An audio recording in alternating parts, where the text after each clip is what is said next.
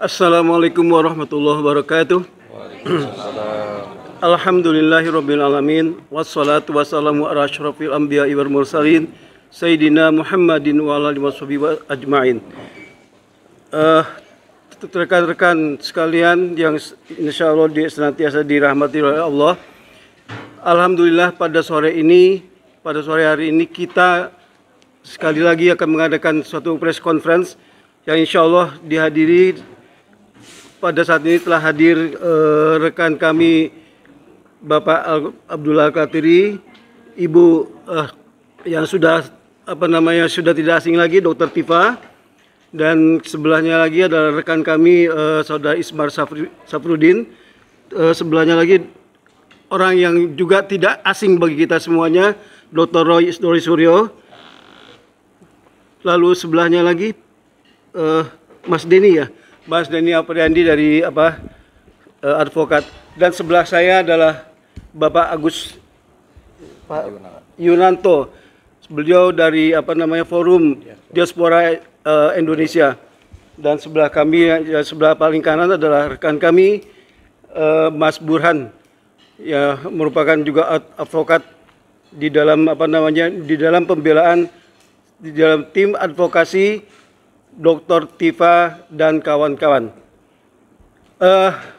Agenda kita hari ini adalah kami ingin menjelaskan perkembangan terakhir dari kasus dari berkembangnya yang sekarang ini sudah sampai ke penyidikan.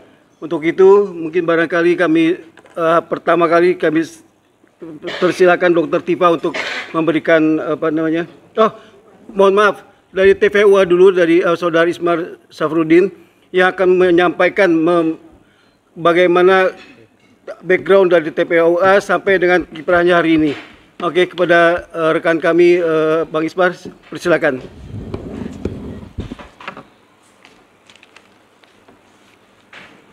Ini aja Bu, masukkan kertas-kertas cinta.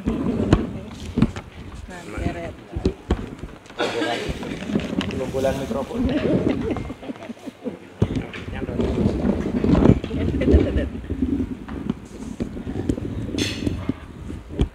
Bismillahirrahmanirrahim. Assalamualaikum warahmatullahi wabarakatuh. Baik saudara sekalian, pemirsa yang ada di rumah dan masyarakat yang penasaran tentang perkembangan kasus ini.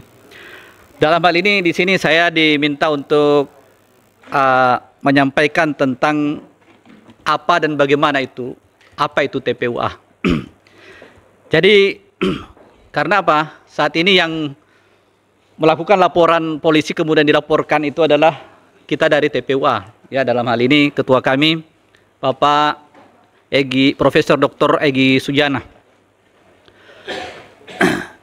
Perlu kami sampaikan mungkin pertama-tama adalah proses berdirinya TPUA.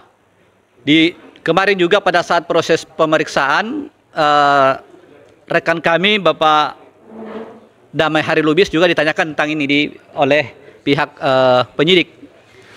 Apa dan bagaimana itu TPUA dan bagaimana proses berdirinya. Ini penting kita ketahui bersama dan bagaimana kiprahnya sampai saat ini. Bahwa TPUA ini didirikan oleh para ulama kita, ya. Dulu ketika ada permasalahan 212. Ya, mungkin kita ketahui bersama bagaimana banyaknya seketika pasca 212 kita meminta seorang gubernur untuk dilakukan proses hukum, itu luar biasa susahnya, sehingga masyarakat khususnya kaum muslimin itu turun semua ke jalan sampai berpuluhan juta gitu ya. Pasca itu ternyata ada permasalahan yang luar biasa di mana banyaknya para ulama, para aktivis ya dilakukan kriminalisasi. Ya, bahkan sampai ada penculikan, ada pemukulan, sampai ada pembunuhan. Ya, makanya pada saat itu ketika mulai selesai proses hukum terhadap gubernur yang disangka melakukan suatu delik pidana, kemudian oleh ulama-ulama kita ingin memisahkan antara tim advokasi GNPF MUI pada saat itu, kemudian mendirikan TPUA. ya, terutama ada Habib Rizik pada saat itu dari sebagai imam besar kita dari FPI. Kemudian ada Pak Yusuf Martak, ada Pak Bahtiar Nasir, ya. Akhirnya disepakati untuk membentuk ini.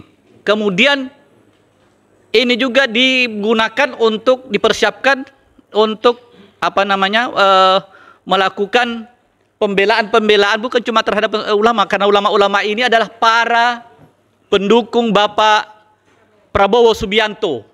Ya, untuk periode 2019 kemarin itu luar biasa. Sampai menjadi korban itu salah satunya yang tidak bisa kita lupakan adalah bagaimana seorang Profesor Dr. Egy Sujana yang pada saat itu bersama-sama dengan Bapak Prabowo yang meyakini tentang kemenangannya. Kemudian salah satu ataukah Bapak Egy Sujana berteriak tentang people power. Kemudian itu dijadikan proses hukum sehingga beliau ditahan sampai kurang lebih 42 hari atau 43 hari. Sampai sekarang belum ada kejelasan. Ya. Dan itu makanya kita melihat bagaimana proses penegakan hukum atau keadilan pada saat dulu. Pada saat itu adalah zaman Pak Jokowi. Ya. Kemudian beberapa ulama-ulama kita, ada Ustadz Maher yang sampai dia meninggal dalam tahanan, ya. Bagaimana Habib Rizik pada saat itu dikriminalisasi, dilaporkan di mana-mana, diproses hukum di mana-mana, sampai ada kurang lebih 9 atau berapa laporan pada saat itu, sampai beliau mengikhlaskan dirinya hijrah ke ke Arab Saudi, ke Mekah, sampai Pak Prabowo sendiri menyampaikan akan menjemput beliau, ya, ke Tanah Suci. Ada lagi Pak almarhum Kiai Haji Abdul Rashid, ya, itu luar biasa juga. Beliau sempat sebelum meninggalnya tidak pernah berhenti untuk melakukan perjuangan. Bagaimana caranya supaya negara kita ini bisa menjadi negara yang baik. Nah, begitu mungkin salah satu bahwa proses berdirinya TPUA sampai pada saat itu dipercayakan, ditunjuk kepada Bapak Profesor Dr. Egy Sujana menjadi ketua umum dan diberikan hak untuk melakukan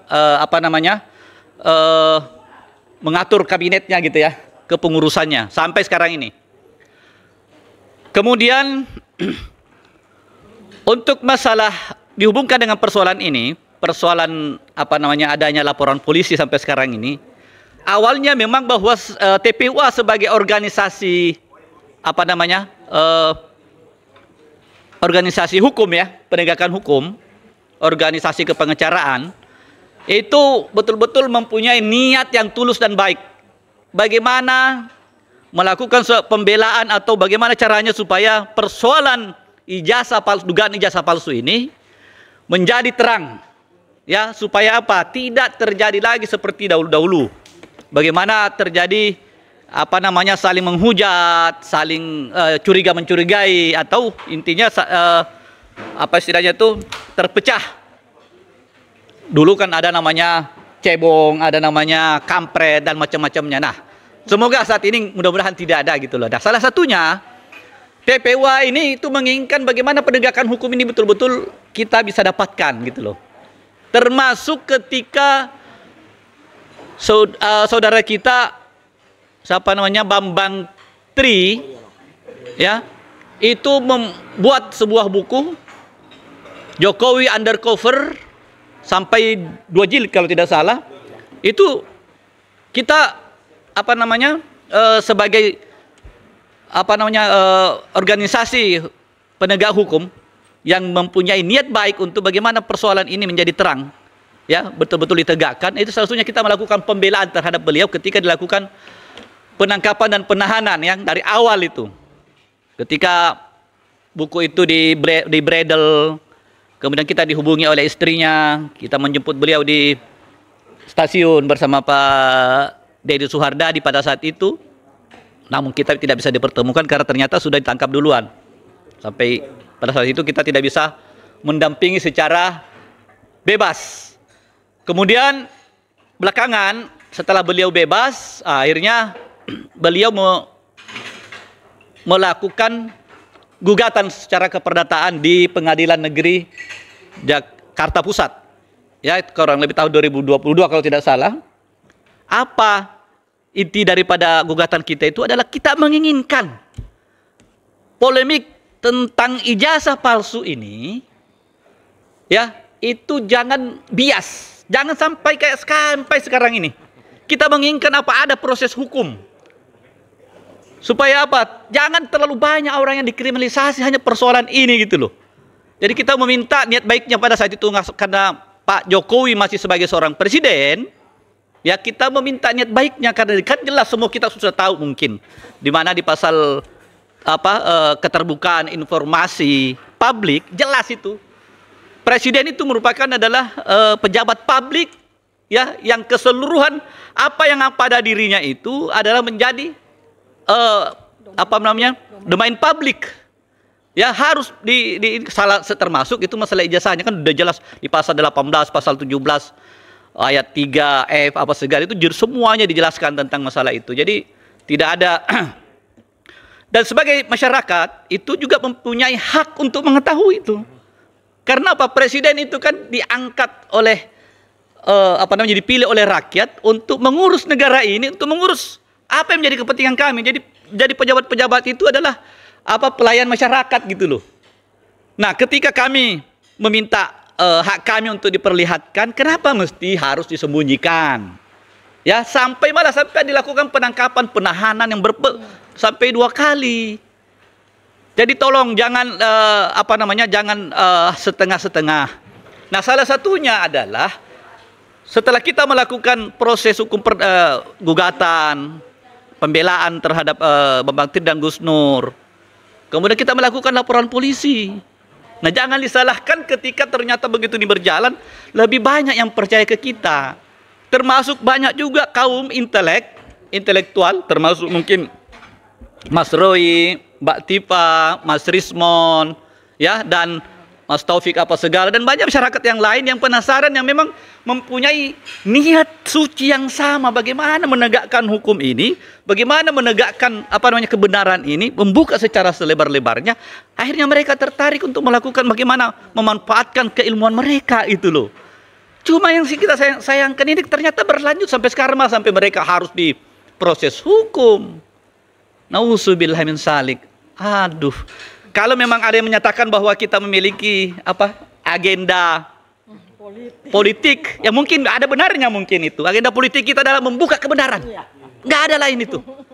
Karena ini udah lama gitu loh. Anda masih menjadi masih dari Solo sebagai wali kota, kemudian menjadi gubernur, kemudian menjadi presiden Republik Indonesia yang luar biasa, 290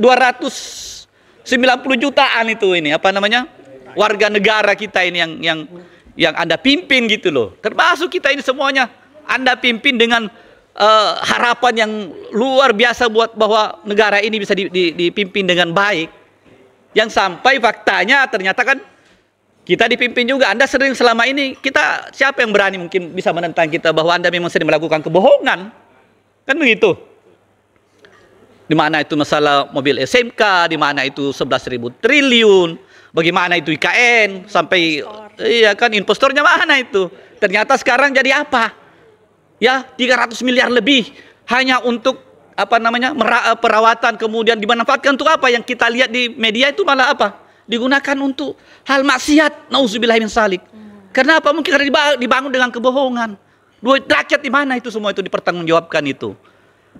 Nah, ini makanya kami dari TPUA, sebuah organisasi kepengacaraan advokat yang didirikan oleh para ulama, itu sebuah amanah yang luar biasa. Jadi kami tidak bisa lari dari kenyataan ini, harus membela orang-orang yang betul-betul mempunyai niat yang suci, yang baik untuk membuka kebenaran ini. Sampai sekarang ini insya Allah TPUA berada di garis terdepan untuk melakukan pembelaan terhadap para terlapor yang saat ini sudah mulai dalam proses penyidikan katanya, ya, yang kemudian mungkin nanti akan dijelaskan masalah proses hukumnya yang banyak yang kita juga sesalkan bahwa dengan sangat amburadulnya melakukan laporan-laporan ataukah pemberitahuan kepada kejaksaan yang amburadul lah menurut kita. Masa cuma satu lembar, harusnya satu laporan itu satu kertas, ya kan, tidak rugilah. Dan itu memang prosedurnya harusnya seperti itu, bukan ada yang di Solo, ada yang di Jogja, ada yang di Jakarta, ada yang di kok mau dijadiin satu gitu. Kenapa nggak sekalian semua yang pelaku teroris, pelaku koruptor itu semua dimasukin aja di sini sekalian gitu, kita bersama-sama gitu loh. Jadi sangat sangat miris buat kami. Kemudian lanjut daripada itu, kembali kami mempertegas lagi bahwa kami para pembela para terlapor ini insya Allah akan solid dan siap di garda terdepan untuk melakukan pembelaan secara hukum, insya Allah. Dan saat ini juga kita sudah melakukan konsolidasi kepada Habibana Imam besar kami Habib Rizik Syihab. Alhamdulillah kami sudah melakukan konsolidasi kepada beliau dan juga kepada Ketua GNP Bapak Yusuf Martak. Ya, kami memang mempertanyakan apakah memang harus menurunkan lagi massa supaya penegakan hukum ini sama dengan terdahulu. Beliau menyampaikan bahwa beliau masih menghargai presiden kita, Bapak Prabowo Subianto, ya, kita masih menghargai, jadi kita masih melihat niat baiknya bagaimana proses ini dibuka betul-betul sesuai dengan jalur yang benar gitu loh. Ya, jangan gampang nangkepin orang, jangan gampang mentersangkakan orang sebagaimana apa yang dilakukan terdahulu. Beliau salah satu korban gitu loh. Beliau dan banyak lagi yang pendukung-pendukung dari Gerindra. Mungkin demikian dari saya untuk permasalahan bahwa bagaimana TPUA itu sudah saya jelaskan. Mungkin kalau ada pertanyaan nanti setelah semua giliran dipergilirkan. Demikian dari saya, barakallahu fiik. Assalamualaikum warahmatullahi wabarakatuh. Waalaikumsalam. Demikian tadi. Kalau bisa statementnya 5 menit aja. Oh. Poin-poinnya Pak. Kasihan di sumbernya. Kelamaan gitu. Siap-siap. Nanti baru kita tanya. Oke. Alhamdulillah. Demikian tadi penjelasan dari saudara kami, saudara Ismar, tentang latar belakang TPUA, tim pembela umat dan ulama dan aktivis.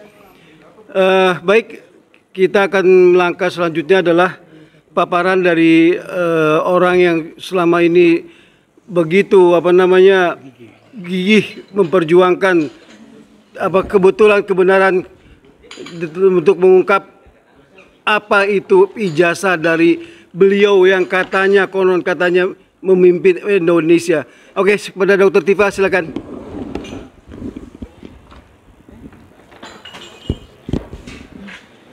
Baik, bismillahirrahmanirrahim. Assalamualaikum warahmatullahi wabarakatuh. Baik, saya Dr. Tifa, Bapak Ibu sekalian, sahabat-sahabat, saudara-saudara sebangsa dan setanah air. Ya, saya di sini akan memberikan underline penegasan sekali lagi bahwa saya bersama dengan teman-teman para peneliti, para ilmuwan, para akademisi, dan para penegak hukum, dalam hal ini para advokat yang berada di bawah naungan TPUA, sebetulnya kami bersama-sama sedang mencari kebenaran atas pertanyaan-pertanyaan yang berkecamuk pada masyarakat selama kurang lebih 10 tahun terakhir ini, terutama dari sisi otentitas ijazah, ya, dan kaitannya juga dengan inkonsistensi dari narasi pemilik ijazah tersebut yang kemudian menghasilkan korban kriminalisasi pemenjaraan atas kedua warga negara Indonesia, yaitu Pak Bambang Tri dan Gus Nur, ya. Nah, pada peristiwa itu kami melakukan observasi gitu ya, dan naluri kami sebagai peneliti itu muncul ketika kemudian terjadi lagi kriminalisasi yang kedua atas Pak Bambang Tri di tahun 2022, ya. Nah, ini semakin mengusik karena kami para peneliti, para ilmuwan ini, naluri dan nuraninya itu adalah mencari kebenaran untuk menjawab masalah-masalah yang terjadi pada masyarakat. Itu adalah naluri. Kenapa kami punya naluri seperti ini? Kenapa kami punya nurani seperti? Karena tugas peneliti itu adalah amanah Allah Subhanahu wa taala. Kami ini alatnya untuk mencari kebenaran itu. Maka sebetulnya saya secara independen, kemudian Pak Dr. Roy Suryo, juga Pak Dr. Rismon Sianipar, secara independen kami, secara sendiri-sendiri, melalui keahlian kami, mencoba untuk mencari kebenaran otentitas ijazah tersebut ya, dengan keilmuan kapasitas yang masing-masing kami miliki ya. Nah, kemudian termasuk pada tanggal 15 April 2025 ketika kami secara koinsidens itu bersama-sama hadir pada acara audiensi ya, diskusi bersama pejabat rektorat dari Universitas Gadjah Mada. Itu adalah bagian dari observational studi kami untuk melengkapi data-data yang selama ini sudah kami dapatkan melalui open source observational data ya. Jadi untuk diketahui oleh segenap masyarakat bahwa data-data ya, dokumen-dokumen yang sudah didaringkan oleh semua orang itu bersifat open source ya. Artinya open source itu menjadi milik publik ya, bukan data privat lagi. Ya, jadi ini melengkapi, menggenapi dari dokumen-dokumen milik para pejabat publik yang menggunakan dokumen mereka, ijazah mereka untuk mendaftarkan diri dan kemudian mendapatkan jabatan ya. Seketika ketika seseorang itu menjabat, dokumen yang dia miliki itu adalah milik publik. Sama dengan apa saja data-data yang beredar di internet. Ini supaya masyarakat tahu ya. Ya, jadi riset yang kemudian kami lakukan ternyata bersinggungan dan bersinergi dengan riset yang dilakukan oleh Dr. Roy dan Dr. Rismon, sehingga kami gabungkan sebagai sebuah payung penelitian yang kami namakan, kami berikan judul Mixed Method Analysis Open Source Observational Data Multidimensi atas Otentitas Ijazah, Inkonsistensi Narasi, dan Psikopolitik serta konstruksi kepemimpinan politik serta metadata digital. Ini akan menjadi sebuah riset yang sangat bermanfaat ya bagi masyarakat sampai masa depan ya. Kemudian apakah yang kami lakukan itu melanggar hukum, melanggar undang-undang? Tidak. Pekerjaan seorang peneliti itu dilindungi karena itu berkaitan dengan pasal 28 ayat F. Ayat 2 dan ayat 3. Ya, pasal 28 Undang-Undang Dasar 1945. Jadi itu sebuah amanah dan kemudian tambahan lagi dengan Undang-Undang Keterbukaan Informasi Publik nomor 14 tahun 2008. Jadi pekerjaan kami sebagai peneliti itu terlindungi oleh undang-undang. Ya. Bahkan kalau peneliti tidak melakukan pekerjaan penelitiannya malah dia salah karena dia dapat amanah menjadi seorang peneliti. Nah, karena itu maka kami gabungkan ya kemampuan kami dalam digital forensik, dalam telematika, metadata, dan kemampuan saya dalam bidang neuropsikologi dan diskursus politik itu akan menghasilkan sebuah temuan jawaban terhadap yang menjadi masalah ini, yaitu otentitas ijazah tersebut ya. Dan kemudian untuk diketahui bahwa studi yang kami lakukan ini bukan sebuah studi yang genuine, artinya baru satu-satunya di dunia, tidak. Kami melakukan studi komparasi terkait dengan beberapa kejadian yang terjadi di dunia selama ini dan subjeknya adalah para pimpinan pemerintah dari negara-negara yang juga melakukan hal-hal yang terkait dengan fake data, dokumen, kemudian juga melakukan fraud terhadap dokumen-dokumen. Contoh ya, penelitian yang dilakukan oleh Universitas Harvard dan Universitas Columbia dari Amerika Serikat terkait dengan Presiden Amerika Serikat ke-43 yaitu George W. Bush ya. Itu dugaan manipulasi dokumen militer ya. Kemudian metodenya juga persis seperti yang kami lakukan, menggunakan studi tentang autentikasi dokumen politik ya. Kemudian ada lagi yang similar yaitu skandal di Pakistan ya. Tokoh-tokoh yang terkait adalah beberapa menteri, diplomat dan eksekutif di mana mereka melakukan pemalsuan ijazah ya. Dan ini dilakukan penelitian dengan menggunakan teknologi digital exact ya, yang juga dipakai untuk melakukan penelitian terhadap dugaan manipulasi ijazah para pemimpin di Timur Tengah, Afrika dan Asia. Jadi penyelidikan ini melibatkan para peneliti ya seperti kami kemudian para jurnalis independen juga, dan melibatkan FBI, Interpol, ya, dan media-media terkemuka. Dan itu juga yang nanti akan disampaikan oleh rekan kami, Sekjen Diaspora Indonesia, ya, bahwa kami pun akan melakukan hal tersebut. Sedang melakukan hal tersebut. Dan ini menjadi sebuah studi yang open source sifatnya. Ya, jadi ya nggak apa-apa, memang objeknya atau subjek penelitian adalah Presiden George W. Bush, ya disebut aja Presiden George W. Bush. Kemudian terjadi juga pada Presiden Amerika Serikat ke-46, yaitu Joe Biden. Joe Biden melakukan apa? Melakukan plagiarisme dan klaim akademik berlebihan saat kampanye presidennya beliau. Beliau mengklaim punya 3 gelar, beliau mengklaim juara umum, ya kan, kurang lebih sama ya, mengklaim, dan ternyata itu tidak sesuai dengan catatan resminya, ya. Kemudian investigasi ini dilakukan oleh para peneliti, para jurnalis, dan media-media. Jadi ini sebetulnya sekali lagi ya, Korea Utara juga pernah. Pemimpinnya yaitu Kim Jong Il dan Kim Jong Un, ya.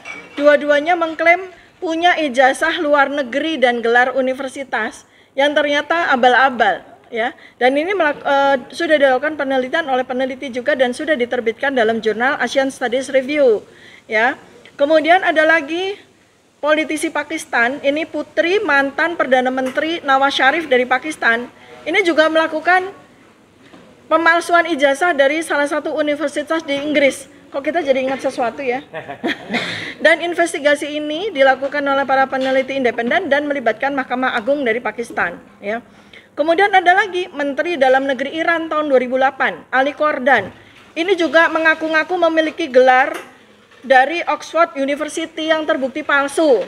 Kok mengingatkan lagi ya para pemilik ijazah dari universitas di Inggris, ya. Kemudian ada lagi Presiden Hungaria, ya, tahun 2010-2012, namanya Paul Smith. Ini juga mengaku-ngaku memiliki gelar, ya. Dan apa responnya ketika ternyata gelarnya itu palsu, ya, gelar kesarjanaannya itu palsu, dia melakukan pengunduran diri dari jabatan presiden, ya.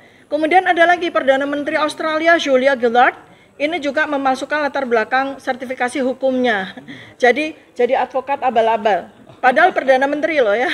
Kemudian ada lagi Presiden Ekuador, ini juga melakukan pemalsuan plagiarisme disertasi doktoralnya. Jadi semacam plagiarisme disertasi doktoral UI itu loh yang baru lalu itu, ya. Ini dilakukan Presiden Ekuador.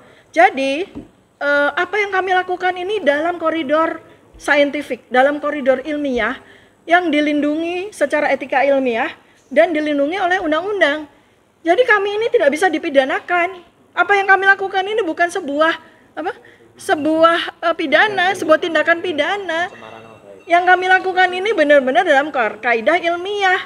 Makanya ini kami juga sampaikan advokasi kepada para stakeholders di Indonesia bahkan di dunia, ya, bahwa apa yang kami lakukan ini harus dilindungi, bukan malah dikriminalisasi, bukan malah dipersekusi, ya, seperti itu yang terjadi sampai dengan taraf di mana kami dinaikkan status penyelidikan menjadi penyidikan, gitu ya. Itu kan luar biasa sekali nanti dampaknya ke depan, ya. Ya, para saintis yang kemudian melakukan penelitian secara sahih dengan metodologi sahih malah kemudian dikriminalisasi, ya. Ini presiden yang teramat sangat buruk bagi sejarah bangsa kita, ya. Jadi ini saya tekankan sekali lagi. Dan tentu saja kami tidak akan tinggal diam, ya. Jadi satu pihak stakeholder hukum, penegak hukum di Indonesia yang sekarang ini sedang berlawanan dengan kami, dan orang yang 99,9%, ya, kata Pak Dr. Roy dan Pak Dr. Rismon beserta para guru besar dari Universitas Gadjah Mada, beserta politikus dari PDIP Pak Betor Suryadi, beserta semua bukti-bukti dan saksi-saksi yang juga dilakukan oleh para ahli digital forensik, ya. Ini malah melakukan kriminalisasi terhadap kami, melakukan laporan. Bukankah harusnya sebaliknya? Warga negara Indonesia yang merasa dibohongi justru yang melakukan laporan kepada yang bersangkutan yang telah memasukkan dokumen ijazahnya, ya. Terus terakhir, ya, sebelum saya kepada kuasa hukum saya Pak Abdul Al-Katiri, saya sampaikan ternyata betul, ya, Gusti Allah itu nggak sare. Makarallah itu benar-benar terjadi sekarang. Ketika kami para saintis, para advokat, para akademisi itu mengalami kriminalisasi tanpa kami minta, bertubi-tubi berdatangan ijazah asli loh, ijazah asli bukan fotokopi, dari para alumnus Universitas Gadjah Mada Nggak cukup dengan ijazah yang bertubi-tubi berdatangan kepada kami, ya, bahkan transkrip nilai asli, bahkan dokumen-dokumen asli, itu mereka siap sedia untuk dikirimkan kepada kami. Ini bukan hal yang main-main. Ini kalau tidak diketuk oleh Allah Subhanahu wa taala di dalam hati nurani mereka, tidak mungkin mereka melakukan itu. Mengorbankan ijazah aslinya untuk dikirimkan kepada kami demi untuk membela kami. Maka kami juga meminta kepada para alumni Universitas Gadjah Mada, ayo kita bersama-sama menegakkan kebenaran ini. Karena kita semua sebagai akademisi, sebagai orang memiliki gelar kesarjanaan, itu punya kewajiban secara moral dan etika untuk bersama-sama menegakkan kebenaran. Sekian dan terima kasih. Assalamualaikum warahmatullahi wabarakatuh. Ya. Terima kasih Dr. Tifa. Demikianlah paparan yang disampaikan oleh Dr. Tifa, di mana beliau menekankan sekali lagi bahwasanya apa yang dilakukan oleh Dr. Tifa dan teman-teman Dr. Roy Suryo dan Dr. Rismon itu adalah dilakukan dalam kerangka sains, dalam kerangka ilmiah, dalam kerangka kajian ilmiah, dan sehingga itu tidak pada tempatnya kalau itu dikriminalisasi. Dan sekali lagi Dr. Tifa juga meminta kepada semua stakeholder yang punya kepedulian terhadap tegaknya kebenaran keadilan di Indonesia ini untuk mari bersama-sama bergabung untuk mendukung apa yang dilakukan oleh Dr. Tifa. Jadi untuk para alumni agama Gadjah Mada, Universitas Gadjah Mada, tolong kita sama-sama speak up lah Anda semua. Mari kita sama-sama dukung Dr. Tifa, Dr. Roy Suryo dan Dr. Rismon Sianipar. Mudah-mudahan Allah melindungi kita dan selalu merahmati langkah kita. Baik, saya akan sampaikan kesempatan kepada Bapak saudara kami Abdullah Al-Qadiri untuk menyampaikan pandangannya dari sisi hukum. Ya, silakan. Ya. Ya. Bismillahirrahmanirrahim. Assalamualaikum warahmatullahi wabarakatuh. Waalaikumsalam warahmatullahi wabarakatuh. Ya. Saya tambahkan, saya kembali ke surat ini yang didapat oleh klien kami, Dr. Tifa dan kawan-kawan, yaitu surat halnya tentang pemberitahuan dimulainya penyidikan yang ditujukan kepada Kepala Kejaksaan Tinggi Daerah Khusus Jakarta, dikirimkan tanggal 14 Juli 2025. Saya melihat di sini, sebelum saya bicara tentang unsur dan tentang pasal-pasal, saya melihat di sini, ini ada kekacauan, ada kepanikan menurut saya. Kenapa demikian? Karena laporan yang dilakukan oleh Pak Jokowi dan laporan yang dilakukan oleh dengan beberapa orang di Polres itu berbeda. Deliknya berbeda, pasalnya berbeda, kok bisa dicampur jadi satu? Lokusnya berbeda, tempusnya berbeda, dan peristiwanya berbeda. Kalau saya beri contoh ya, ada laporan tentang pencurian di satu tempat. Kemudian, di tempat yang lain, ada pemerkosaan. Ini peristiwa lain ya. Bagaimana bisa dijadikan satu antara pencurian di tempat lain yang tempusnya, lokusnya di tempat lain dengan pemerkosaan di tempat lain. Jadi saya baru kali ini melihat satu proses hukum yang dilakukan oleh Kepolisian Republik Indonesia yang amburadul seperti ini.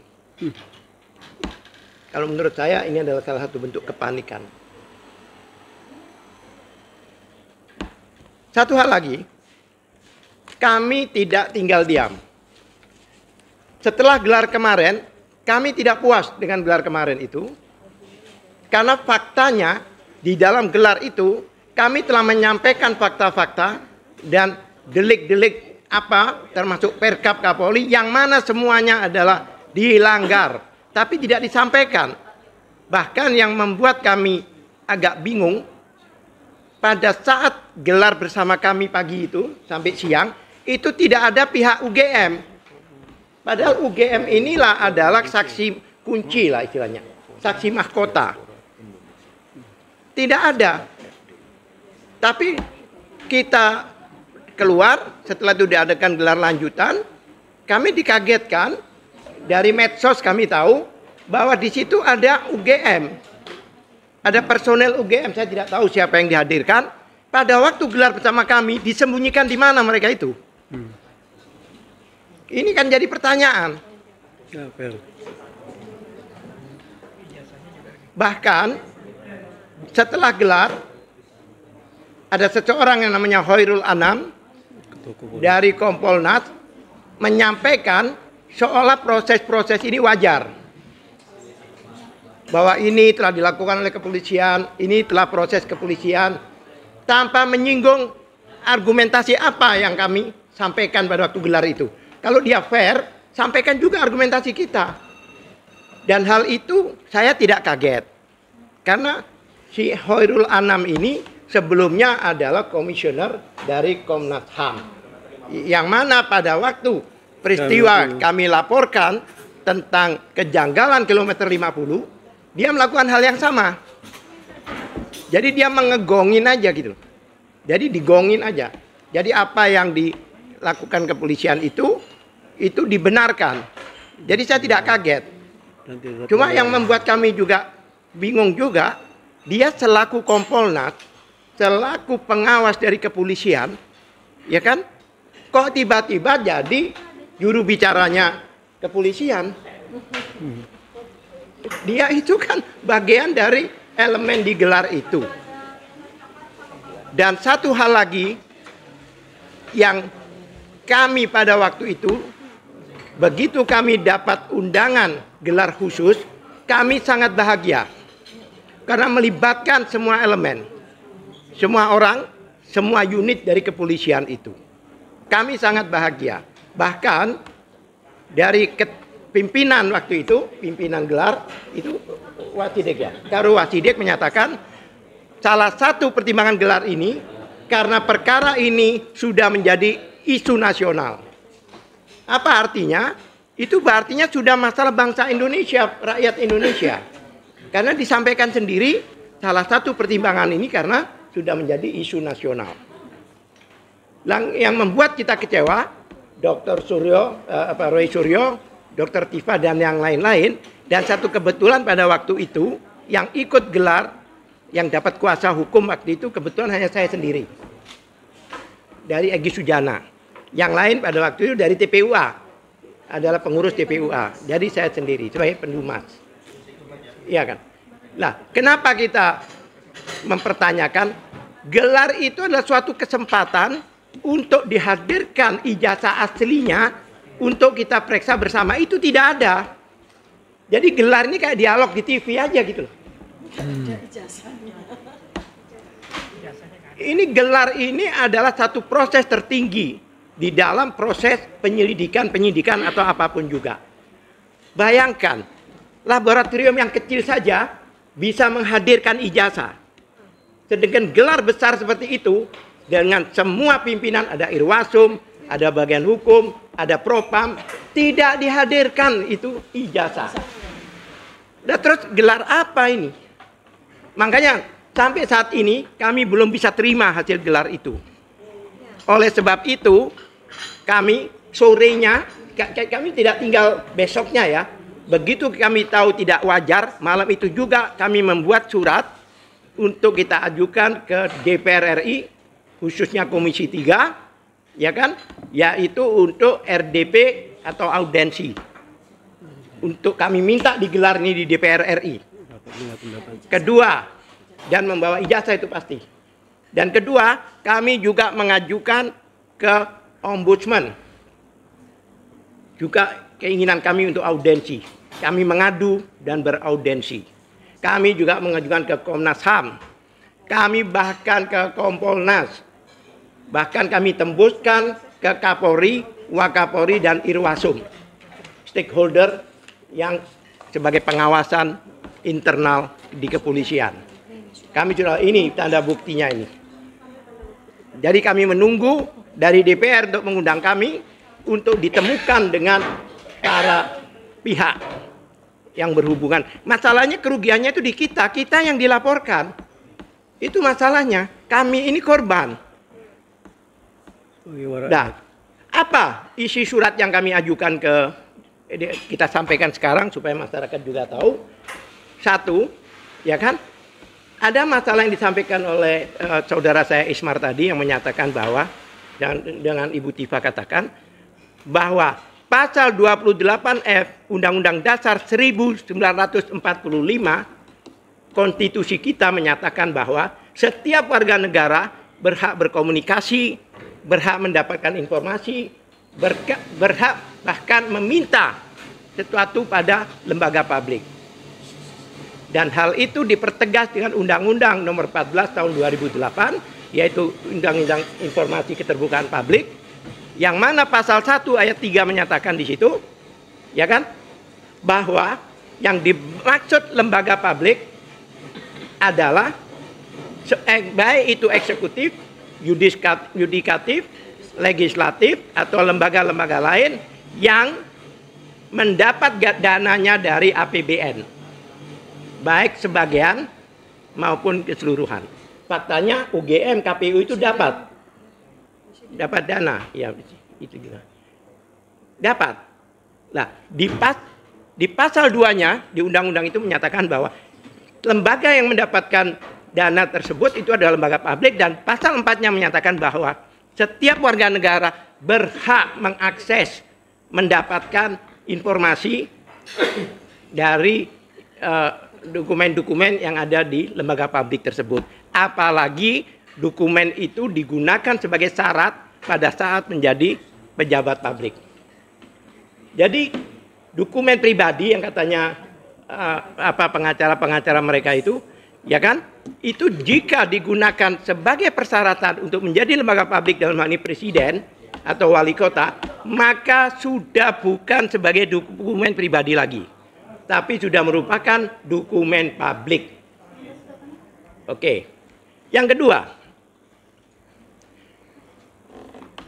ada undang-undang yaitu nomor 14 tahun nomor 31 tahun 2014, itu namanya Undang-Undang Perlindungan Saksi dan Korban. Di situ jelas mengatakan pasal 10-nya, jika ada laporan lebih dulu, pengaduan lebih dulu, maka tidak bisa dilaporkan balik, wajib bahkan dihentikan sebelum inkrah. Jadi orang-orang ini, TPUA pada waktu itu sudah mengajukan laporan tapi diarahkan ke pengaduan, tapi pada akhirnya diproses juga demi kepentingan pengujian laboratorium. Diproses juga yang dilakukan oleh TPUA. Jadi semua 6 orang itu berkepentingan di sini. Jadi seperti kalau boleh saya sebut nama, Egy Sujana, kemudian Kurnia, kemudian Rizal Fadila, Damai Lubis dan sebagainya, itu adalah anggota atau pengurus TPUA. Sedangkan Bang Roy Suryo, Bang Rismon, dan Dr. Tifa ini adalah sebagai saksi pada saat itu yang datang ke UGM dengan melihat situasi dan data-data di UGM, bahkan diterima oleh rektor kalau nggak salah itu. Iya, diterima. Jadi mereka ini sebagai saksi, meskipun mereka juga ahli. Tapi dalam hal ini, pada saat bersama TPUA, mereka sebagai saksi yang hadir langsung di UGM. Apa hubungannya? Di dalam pasal 10 itu, baik pelapor maupun saksi tidak boleh dilaporkan balik.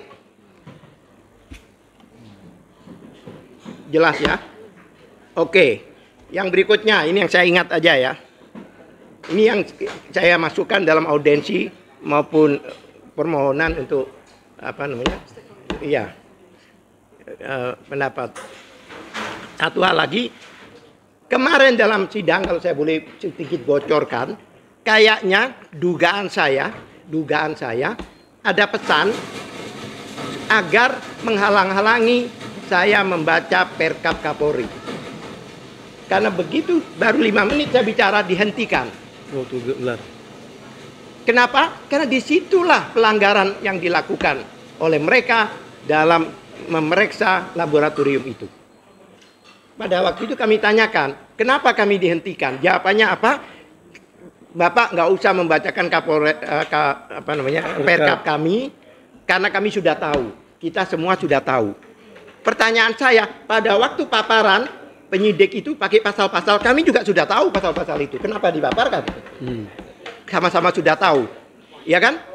Terus kami katakan, jangan lupa Pak, di dalam gelar ini ada DPR, ada Ombudsman, ada Komnas HAM, ada Kompolnas. Apakah mereka juga tahu? Oke lah, polisi kita anggap tahu perkap itu. Akhirnya saya bacakan. Saya kembali, saya bacakan perkap nomor 10 tahun 2009 tentang tata cara dan syarat pemeriksaan tempat kejadian perkara dan barang bukti di laboratorium. Saya bacakan. Di perkap itu jelas tertulis, perkap pasal 10-nya, ya kan? Ada syarat namanya bahwa permintaan laboratorium itu harus memenuhi syarat formil dan teknis. Dan di situ dikatakan wajib di dalam perkap itu. Wajib itu di atasnya harus itu. Ya kan? Di sholat wajib gitu kan, dosa kalau kita nggak sholat. Ya kan? Ya, di situ itu disampaikan wajib. Ya kan? Bahkan yang dimaksud syarat formil itu ya prosedural itu. Yang teknis tergantung masalahnya. Kalau masalah senjata begini, masalah surat begini dan sebagainya. Lah, saya rujukkan, jungtokan ke pasal 80 di perkap itu yang dimaksud syarat yang wajib harus dilaksanakan. Satu, adanya permintaan dari pihak penyidik. Ada permintaan. Yang kedua, ya ini yang kedua ini, harus ada laporan polisi.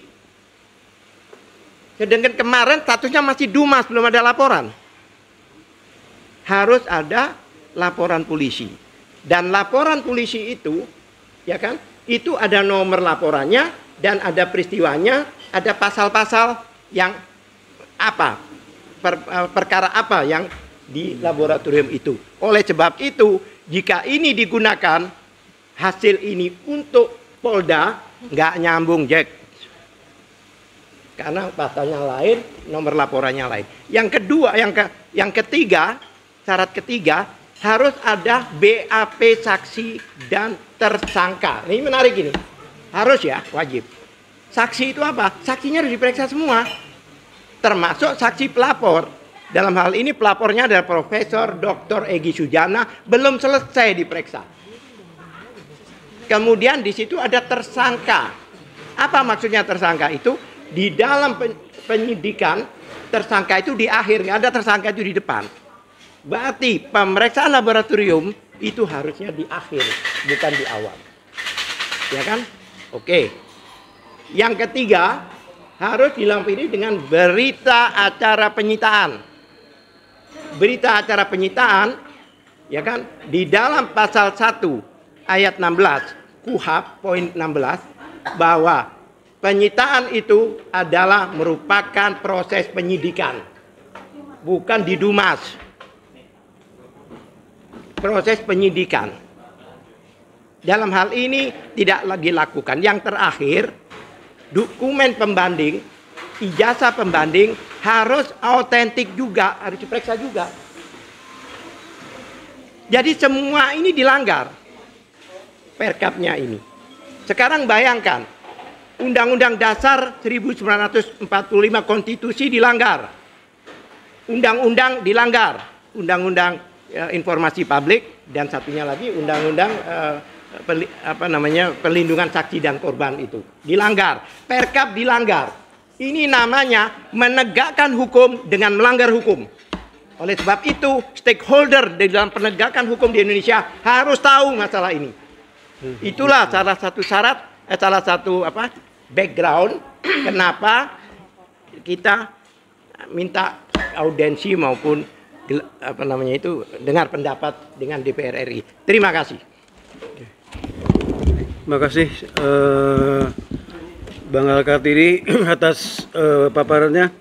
Dan kesempatan ini akan kami sampaikan juga bahwasanya apa yang kami lakukan bukan hanya perlindungan atau perlawanan dari sisi hukum melibatkan hukum nasional, tapi juga kami melibatkan juga internasional. Dan untuk itu, untuk lebih jelasnya kami silakan Pak Agus selaku Sekjen Forum Diaspora Indonesia untuk memberikan apa yang sudah dilakukan oleh Forum Diaspora Indonesia.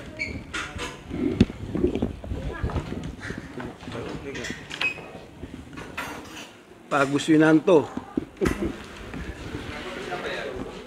Sekjen FDI, Forum Diaspora Indonesia, keren banget. Bismillahirrahmanirrahim. Assalamualaikum warahmatullahi wabarakatuh. Waalaikumsalam warahmatullahi wabarakatuh. Terima kasih Pak Dedi. Yang pertama, yang kedua, terima kasih kepada Dr. Tifa yang telah mengundang saya hadir di tempat ini. Yang berikutnya, last but not least, we have to thank you to host of this place yang punya tempat ini, yaitu Syekh Yusuf Martak.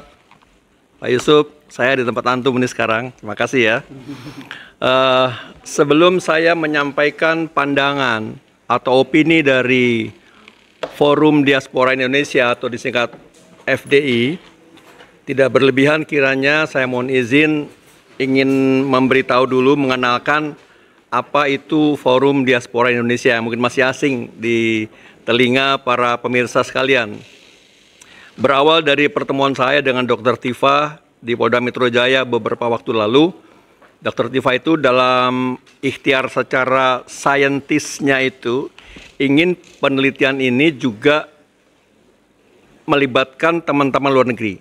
Nah, jadi ini penelitian ya, ini yang saya tangkap dari Dr. Tifa.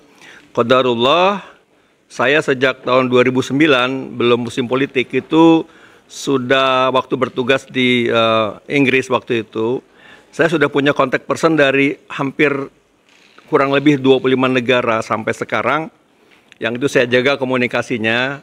Lalu kemudian saya hubungi mereka, alhamdulillah mereka bersedia berkenan untuk membantu masalah ini ya, dari perspektif, opini, pandangan, pendapat luar negeri. Nah, ini yang perlu saya sampaikan terlebih dahulu. Qadarullah, Ketua FDI kami, Forum Diaspora Indonesia, adalah Mas Chris Komari. Beliau berdomisili di California, USA. Kemudian saya, Agus Yunanto, diamanahkan menjadi Sekjen FDI. Dan Dr. Tifa juga ada di dalam grup kami sebagai pembicara utama, the main spokesperson. Ya. Jadi FDI adalah sebuah komunitas, entitas yang tidak berbadan hukum. Kami kumpulan orang-orang dari kurang lebih 25 negara yang peduli dengan kondisi di tanah air, termasuk masalah ini, polemik tentang ijazah ini. Nah, ini perlu saya sampaikan sebagai awal ya, di muka. Nah, kemudian dalam perjalanannya, ketika melihat polemik ini makin berkembang, melebar, dan seterusnya, kepentingan kami sebagai insan FDI yang peduli dengan kondisi di tanah air hanya dari sisi opini, pendapat, dan pandangan kami terhadap masalah ini. Jadi kalau kasus hukumnya itu ada Habib, saya manggilnya Habib ya, Abdul Al-Katiri, ada TPUA, ada tim advokat lainnya ya yang dipimpin oleh Pak Abraham Samad, Ahmad Kosinuddin. Nah, itu sisi hukumnya biarlah mereka. Nah, ahlinya kita punya 3 orang, Dr. Rismon Sianipar, Dr. Roy Suryo, dan Dr. Tifa. Nah, kami melihat itu semua begitu berkembang, kami berpendapat ya. Itu yang pertama. Yang kedua, perlu kiranya saya sampaikan bahwa atas dasar itu semua, apa yang kami lakukan diantaranya adalah membuat surat ya kepada 3 pihak atas nama FDI. Yang pertama, surat kepada Amnesty International yang beralamat di London, United Kingdom. Kemudian yang kedua, surat yang sama kami tujukan kepada Human Rights Watch yang ada di 4 negara, di Amerika, di Inggris, Jepang, Australia, dan Swiss. 5 negara. Ya. Lalu yang terakhir, kami juga membuat surat kepada Presiden Prabowo Subianto. Nah, info yang perlu juga saya sampaikan dalam kesempatan ini untuk mengupdate bagaimana FDI ini ikut mendukung, memberikan opini dan sebagainya. Saat ini ketua dari TPUA, disebutnya apa ya? Presiden ya Bu Elida ya? Presiden TPUA saat ini beliau WA saya dari kemarin, beliau sedang berada di UK. Ya. Jadi dalam waktu dekat beliau akan langsung mendatangi kantor Amnesty International di London. Sudah WA ke saya, ya Bang Bes, panggilnya Bes ya, Bang Egy Sujana. Mudah-mudahan Bang Egy sehat ya, jauh di sana. Dia bilang ribuan kilometer ya kata dia kepada saya gitu ya. Sehat dan insya Allah pekan depan katanya mau membawa surat yang kami buat ya. Sebetulnya yang buat itu Mas Kris Komari, saya menambah kurangi saja, tapi basicnya draftnya dari Mas Kris Komari akan dibawa oleh Bang Egy Sujana langsung ke kantor Amnesty International di London. Surat itu ditandatangani oleh 2 orang, Sekjen dan Ketua, saya dan Pak Kris Komari. Lalu sebagai co-signer di bawahnya ada 3 tokoh kita, 3 peneliti kita, 3 ilmuwan kita, yaitu Dr. Roy Suryo, Dr. Rismond Hasiholan Sianipar, dan Dr. Tifa yang ikut tanda tangan dalam surat tersebut. Dan sudah jadi suratnya, sudah tantangan oleh 5 orang tadi. Sudah dikirim ya melalui Mas Kris Komari. Dan sudah kami sampaikan kepada Bang Egy Sujana untuk disampaikan kepada Amnesty International. Itulah bagian dari kontribusi Forum Diaspora Indonesia. Mudah-mudahan Mas Roy ini bisa ikut membantu perjuangan para ahli kita yang luar biasa ini. Rasanya saya terharu dan nggak adil kalau kami nggak berbuat sesuatu gitu. Sementara ada 3 ahli kita yang luar biasa hebat-hebat dan berani itu, ya ditambah dengan para advokatnya yang juga sangat berani dalam berbuat dengan segala konsekuensinya. Kalau kami nggak berbuat apa-apa, naif banget gitu ya. Baik. Sekarang akan saya bacakan pernyataan atau pandangan dari FDI yang ini juga merupakan press release yang nanti akan saya bagikan bagi teman-teman para YouTuber dan jurnalis yang memerlukan surat kami ini. Saya bacakan secara utuh. Judulnya adalah pelanggaran hak konstitusional dan pelanggaran hak asasi manusia. Bismillahirrahmanirrahim. Assalamualaikum warahmatullahi wabarakatuh. Kami atas nama Forum Diaspora Indonesia atau FDI yang tersebar di kurang lebih 25 negara di seluruh dunia ingin menyampaikan beberapa poin dalam press conference hari ini menyangkut polemik ijazah mantan Presiden Indonesia Joko Widodo serta pelanggaran hak konstitusional dan pelanggaran hak asasi manusia oleh beberapa anggota masyarakat dan aktivis sebagai berikut. 1. Kami para diaspora Indonesia yang berdomisili di luar negeri sangat prihatin dan kecewa dengan masalah sepele untuk membuktikan keaslian ijazah seorang pejabat publik menjadi polemik besar yang bertele-tele dan berlarut-larut. 2. Penegak hukum, dalam hal ini Bareskrim dan Polda Metro Jaya, yang memiliki tugas dan tanggung jawab untuk menegakkan hukum dan konstitusi Undang-Undang Dasar 1945 yang harus bersikap netral, tetapi sangat terkesan, nah tolong dicatatnya, sangat terkesan, kami tidak menuduh ya, sangat terkesan berat sebelah melindungi mantan Presiden Indonesia Joko Widodo. Ya. Bagaimana mungkin Bareskrim melakukan gelar perkara khusus tanpa menghadirkan ijazah asli yang menjadi isu utama dalam perkara ini? Bagaimana mungkin Polda Metro Jaya menaikkan perkara ini ke penyidikan dengan menggunakan fotokopi ijazah? Mengapa Bareskrim dan Polda Metro Jaya begitu takut menyita dan menghadirkan ijazah asli milik Pak Joko Widodo? Itu saja sudah membuktikan Bareskrim dan Polda Metro Jaya tidak netral dalam menegakkan hukum. Ini pandangan kami. Berikutnya, 3. Universitas Gadjah Mada atau UGM sebagai badan publik menerima uang dari publik dan menggunakan dana APBN memiliki kewajiban yang sudah ditetapkan oleh Undang-Undang Keterbukaan Informasi Publik, Undang-Undang KIP nomor 14 tahun 2008. Pada bab 1, pasal 1, ayat 3, Undang-Undang KIP nomor 14 tahun 2008 disebutkan definisi badan publik sebagai berikut. Badan publik adalah lembaga eksekutif, legislatif, yudikatif, dan badan lain yang fungsi serta tugas pokoknya berkaitan dengan penyelenggaraan negara yang sebagian atau seluruh dananya bersumber dari anggaran pendapatan dan belanja negara dan atau anggaran pendapatan dan belanja daerah atau organisasi non-pemerintah sepanjang sebagian atau seluruh dananya bersumber dari anggaran pendapatan dan belanja negara dan atau anggaran pendapatan dan belanja daerah, sumbangan masyarakat dan atau dari luar negeri. Dari ayat di atas jelas bahwasanya UGM adalah badan publik.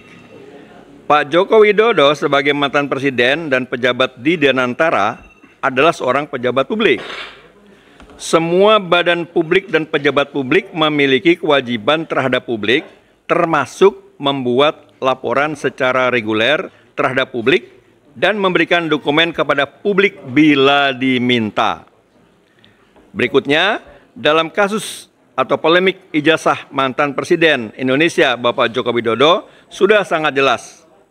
UGM dan Pak Joko Widodo sebagai badan publik dan pejabat publik harus tunduk kepada hukum, yakni Undang-Undang Keterbukaan Informasi Publik nomor 14 tahun 2008. Inilah hukum yang seharusnya ditegakkan oleh Barreskrim dan Polda Metro Jaya. Bukan malah membela Pak Joko Widodo dengan menaikkan kasus ini ke penyidikan terhadap anggota masyarakat dan aktivis yang menjalankan hak konstitusionalnya yang dijamin langsung oleh Konstitusi UUD 1945 dengan menuntut keterbukaan informasi publik terhadap badan publik yaitu UGM dan seorang pejabat publik yaitu Bapak Joko Widodo. Tindakan Barreskrim dan Polda Metro Jaya itu jelas melanggar hukum, melanggar hak asasi manusia atau HAM, dan melanggar hak imunitas konstitusional rakyat, constitutional immunity, khususnya para aktivis. Selanjutnya, kami, para diaspora Indonesia dari 25 negara lebih, sebenarnya malu mengangkat isu ini ke dunia internasional.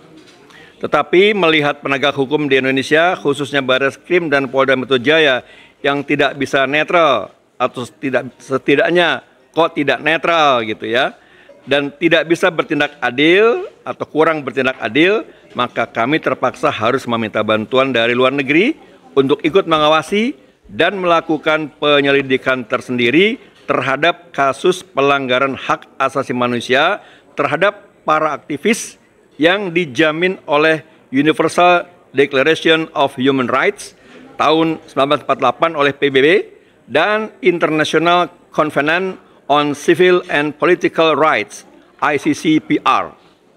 Berikutnya, semua legal principle dan fundamental human rights dalam semua kasus kriminal adalah presumption of innocence atau praduga tak bersalah.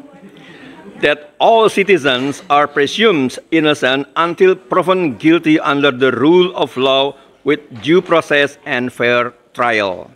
Bahwa semua orang itu dianggap tidak bersalah sebelum terbukti bersalah dalam proses hukum di pengadilan yang fair dan adil. Bagaimana mungkin ada undang-undang seperti KUHP dan Undang-Undang ITE yang memiliki hukuman lebih dari 5 tahun digunakan sebagai alat oleh Barreskrim dan Polda Metro Jaya untuk menangkap dan menahan seseorang warga negara selama 20 hari hingga 40 hari yang belum terbukti bersalah di depan hukum pengadilan dengan dalih untuk proses penyidikan. Di mana presumption of innocence-nya? Penyidikan bisa dilakukan tanpa harus melanggar HAM seorang warga negara. Bisa dilakukan lewat tahanan rumah atau dengan menggunakan jaminan lain, bail bonds, berupa jaminan sertifikat rumah misalnya, tanah, mobil, atau barang berharga lainnya untuk menjamin orang tersebut supaya tidak kabur. Ya. Kami para diaspora Indonesia yang tergabung dalam Forum Diaspora Indonesia sangat prihatin dengan kasus ijazah Jokowi yang berlarut-larut dan proses penegakan hukum yang berat sebelah. Yang terakhir, ketika badan publik melanggar hukum, ketika pejabat publik melanggar hukum, dan ketika penegak hukum tidak netral, maka pejabat eksekutif dalam hal ini adalah Bapak Presiden Prabowo Subianto yang harus mengoreksi anak buahnya. Bila Bapak Presiden Prabowo tidak sanggup, maka DPR yang harus mengoreksinya. Anggota DPR sebagai wakil-wakil rakyat di parlemen sudah seharusnya membentuk pansus dan menggunakan hak subpuna untuk mendapatkan ijazah asli dari mantan Presiden Indonesia Bapak Joko Widodo. Kemudian DPR bisa menunjukkan dan mempublikasikan ijazah itu kepada publik, kepada rakyat Indonesia yang menuntutnya. Setelah itu, biarlah hukum yang berbicara. Demikian poin-poin pers rilis dari Forum Diaspora Indonesia atau FDI. Assalamualaikum warahmatullahi wabarakatuh. Terima kasih Pak Agus. Demikianlah tadi paparan yang disampaikan oleh Pak Agus Yunanto selaku Sekjen Forum Diaspora Indonesia. Dan terakhir kami persilakan kepada Mas Roy Suryo untuk lebih memperjelas lagi apa yang disampaikan oleh para narasumber. Silakan Mas Roy.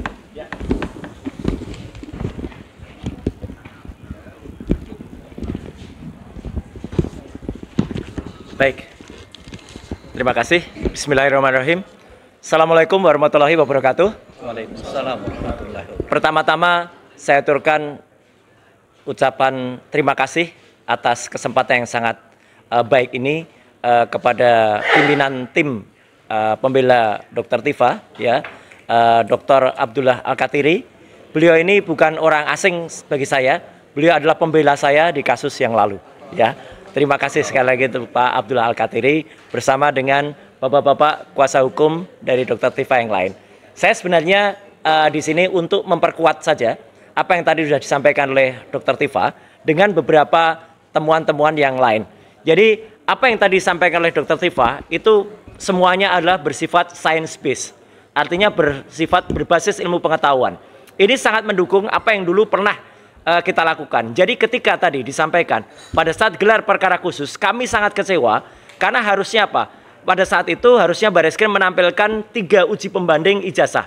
Kami saja berani menampilkan 3 uji pembanding ijazah yang waktu itu pernah kami teliti, yaitu ijazah nomor 1115, ijazah milik Fronojiwo, 1116 milik almarhum Hari Mulyono, dan 1117 milik ijazah Sri Murtiningsih. Jadi waktu itu saya terangkan, dan 3 ijazah itu 1115, 1116, 1117 itu tidak identik dengan ijazahnya Joko Widodo. Ini pertama ya, jadi tidak identik. Jelas banget waktu itu posisinya saya sampaikan di depan Bareskrim waktu itu adalah huruf A-nya milik Joko Widodo itu mencotot keluar. Mencotot itu artinya keluar, terbang keluar. Nah, bukan hanya itu, karena kami waktu itu di dalam di challenge, Mas kan hanya punya bukti-bukti digital. Tidak. Alhamdulillah, kami sekali lagi berterima kasih ya Dr. Tifa kepada kakak-kakak kelas kami. Ada angkatan 78, ada angkatan 79, kebanyakan itu angkatan 80 juga. Ya, yang mereka lulus rata-rata di tahun 85. Mereka mengirimkan tidak hanya foto digitalnya, tapi mengirimkan ijazah aslinya, Masya Allah. Dikirimkan dan dengan kepercayaan sangat penuh bagi kami untuk mempertontonkan kepada masyarakat. Dan ini kami memegang rahasia, kami memegang amanah, kami belum akan mempertontonkan ijazah fisik aslinya meskipun ada. Kami di Allah berkata bahwa itu ada di tangan kami. Tapi karena kami memegang amanah, kami belum akan mempertunjukkan dulu. Tapi saya tidak omong-omong, ijazah itu sudah saya error level analysis, ya. Dan hasilnya kira-kira seperti ini. Kalau ini ijazah saya tampilkan, nggak apa-apa. Ini ijazah saya, ya. Ini ada elanya. Jadi di sini muncul masih ada fotonya, masih ada logonya, masih ada. Ya gini, saya nggak lupa. Ijazah milik Joko Widodo, kalau di ELA hasilnya kayak gini. Seperti bercak-bercak kotoran burung. Nggak ada bekas-bekasnya sama sekali, hancur. Bahkan kalau kemudian di full kan, ijazah saya pun masih berbentuk ini.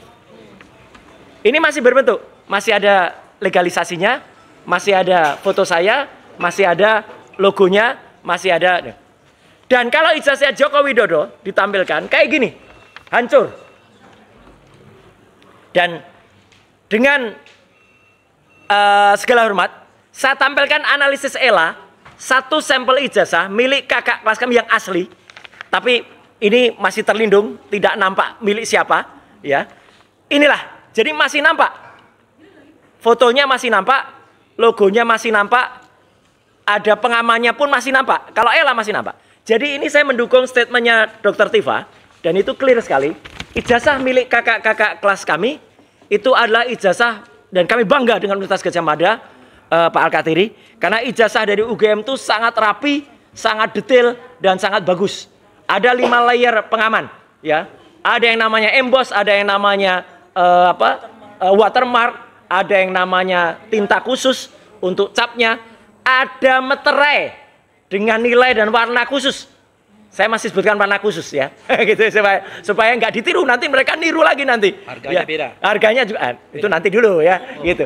Dan artinya itu jelas-jelas betul. Dan artinya kami meyakini, bukan meyakini ya, kami memastikan bahwa ijazah yang dipegang sekarang oleh Dr. Tifa ada sekitar mungkin lebih dari 3 sekarang. Saya sudah lebih dari 5 sekarang. Itu adalah ijazah yang asli. Asli, benar. Dan kami membuka. Kalau ada kakak-kakak kelas yang mempercayakan kepada tim kami di bawah Pak Al-Kathiri atau di bawah tim kriminalisasi aktivis, silahkan. Ya, jadi ini adalah untuk menjaga. Dan yang paling menarik lainnya ada pagi hari tadi, Dr. Rismon Hasiolan Sianipar telah ketemu dengan Profesor Dr. Sofyan Effendi, ya, mantan rektor UGM tahun 2002-2007. Beliau menyatakan dengan tegas, Prof. Sofyan Effendi menyatakan, dan itu ada rekaman di YouTube-nya, insya Allah nanti malam potongannya akan sedikit diputar di salah satu TV, ya, mengatakan bahwa beliau, Prof. Sofyan telah bertemu dengan beberapa guru besar dan profesor di UGM, ya, dan ketemu bahwa yang namanya Joko Widodo tidak pernah lulus dari Universitas Gadjah Mada. Tidak pernah. Hanya sampai ke level sebelum doktoral.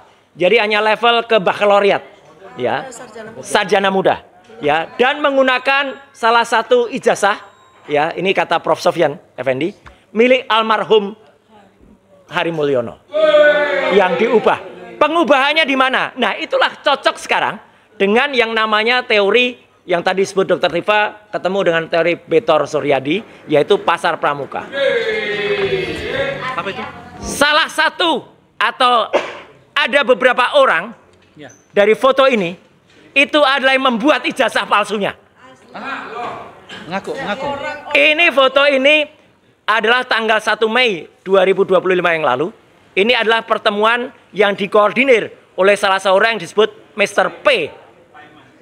Nah, saya pun dan Dr. Rismon sama Pak Hermanto, Dr. Hermanto, sama satu lagi Pak Betor juga dilaporkan oleh orang Mr. P ini ke Polda Metro Jaya dan melaporkannya seperti setan.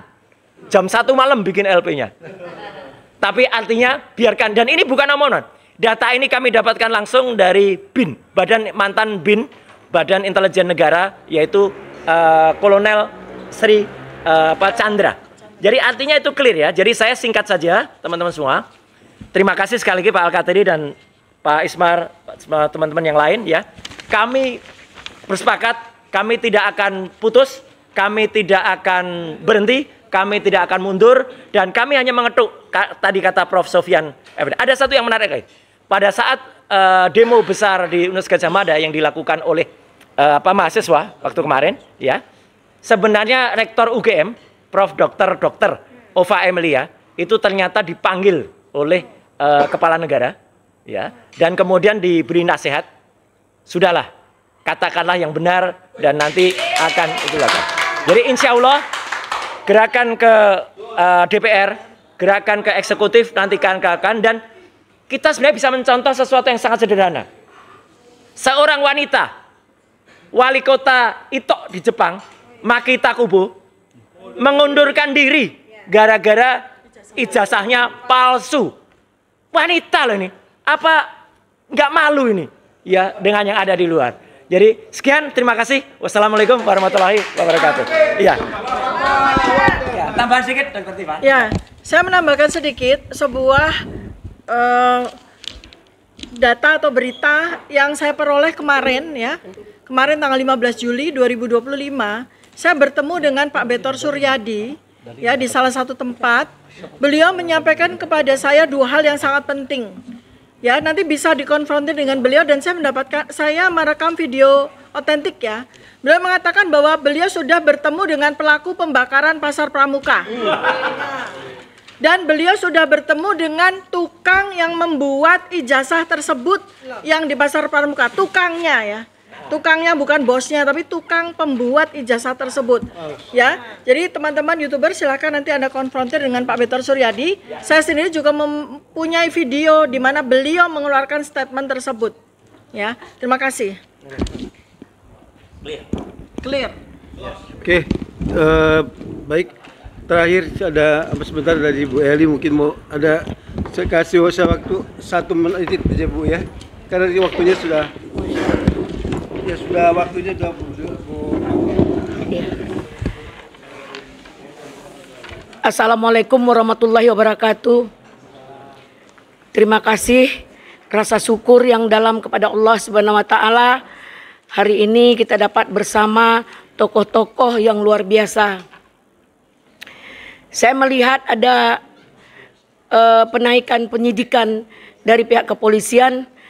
Di sini terlihat bahwa carut marutnya hukum di bangsa ini sudah terlihat jelas dan nyata. Proses hukum itu punya proses, dan hukum itu sebab akibat. Ada yang tidak diproses, termasuk dalam hal ini. Kok ujuk-ujuk jadi 12 orang?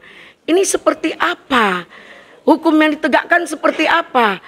Dan juga seharusnya pihak Kapolri harus mensinkronkan antara Mabes Polri dengan Polda. Jangan Polda berbuat seenaknya saja tanpa ada ritme. Nah, di sini saya menyampaikan bahwa selagi ijazah itu tidak dapat dibuktikan keasliannya, ingkrah berkekuatan hukum yang tetap, tidak ada hukum lain yang mengikat semua yang di 12 orang itu. Dan satu lagi, kita harus bangga punya ahli, anak bangsa yang berpendapat, yang mempunyai ilmu yang luar biasa, yang dilindungi oleh Undang-Undang 18/2002. Ini kebanggaan kita, kebanggaan negara yang tidak boleh diintimidasi, tidak boleh ditekan atau bahkan diberikan kebebasan yang seluas-luasnya demi kepentingan bangsa ini. Hukum adalah panglima tertinggi. Equality before the law, persamaan hak di mata hukum. Tidak ada yang kebal hukum.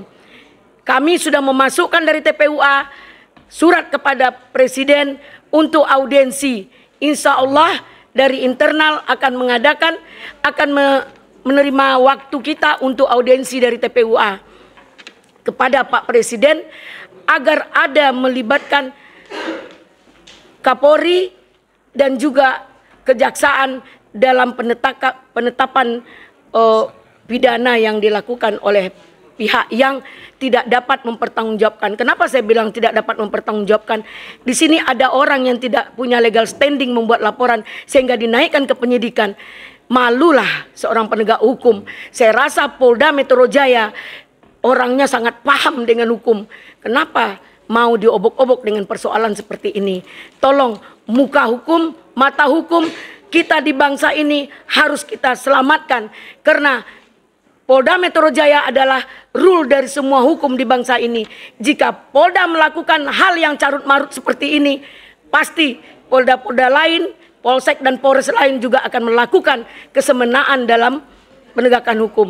Jangan pernah melakukan abuse of power dalam penegakan hukum.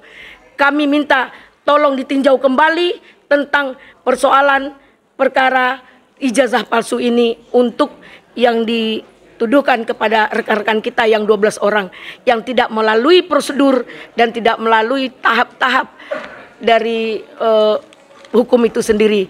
Mungkin itu yang bisa saya sampaikan. Terima kasih. Nasrul minallah wa fathul karim. Assalamualaikum warahmatullahi wabarakatuh. Demikianlah tadi saudara sekalian press conference terkait dengan penanganan dugaan ijazah palsu yang dilakukan oleh mantan Presiden ke-7 Indonesia Joko Widodo. Semoga dengan adanya press conference ini akan lebih memperjelas kondisi terakhir daripada apa yang sedang dilakukan oleh Dr. Tifa, Dr. Roy Suryo, dan Dr. Rismond Sianipar. Kami menghimbau untuk semua, mari kita bersatu padu untuk menegakkan kebenaran dan keadilan.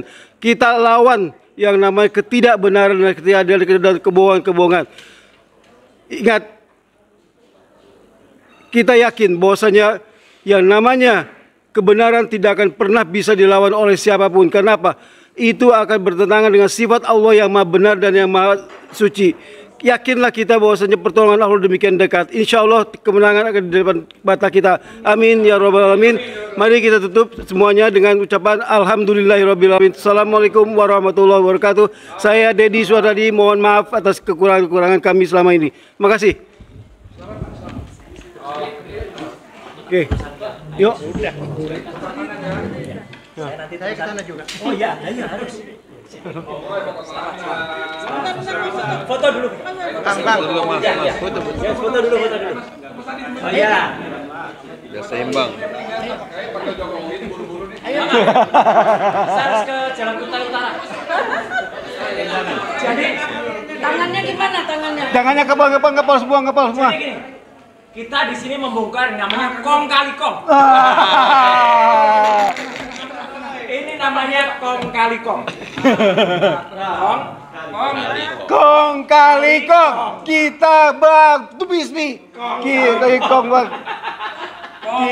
Kong kita basmi. Ya. 1, 2, 3. Kong kali kong kita basmi. Allahu Akbar. Kong kali kong. Wah gila, ini King Kongnya mana? Jokowinya King Kongnya mana?